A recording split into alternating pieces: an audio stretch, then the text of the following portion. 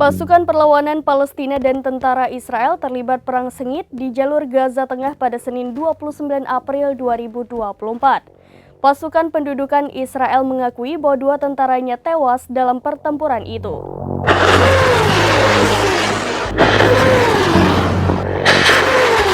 Pasukan perlawanan Palestina dan tentara Israel terlibat perang sengit pada Senin 29 April 2024 di jalur Gaza Tengah. Pasukan pendudukan Israel mengakui 2 tentaranya terbunuh dalam pertempuran itu. Menurut informasi dari radio tentara Israel, selain 2 orang tewas, seorang lainnya juga mengalami luka parah. Mereka ialah Sersan Cadangan Ido Afif berusia 28 tahun yang bertugas mengendalikan kendaraan lapis baja Batalion 9232. Lalu ada Osbet Yiftah dan Sersan Cadangan Kalki dan Mahari yang berada di Batalion 223. Sebelumnya, media Israel melaporkan bahwa tentara Zionis terlibat perang sulit dengan Hamas. Akibatnya 2 tentara cadangan dari Divisi 99 terbunuh. Sementara 8 lainnya terluka parah saat bertempur dengan Hamas di pos pemeriksaan Netzarim.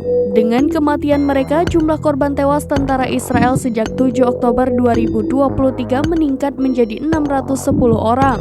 Media Israel mengumumkan bahwa 3.311 tentara terluka sejak pertama kali Hamas menyerang masuk, 514 dalam kondisi serius, 166 luka sedang dan 53 luka ringan. Pendudukan terus menderita kerugian besar dalam pertempuran melawan perlawanan. Diduga kerugian yang dialami Israel jauh lebih besar dibanding apa yang diumumkan.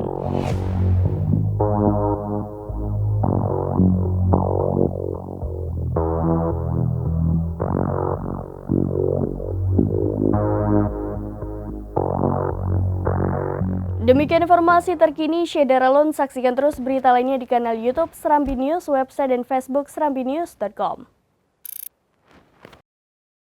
Download Tribun X sekarang, menghadirkan lokal menjadi Indonesia.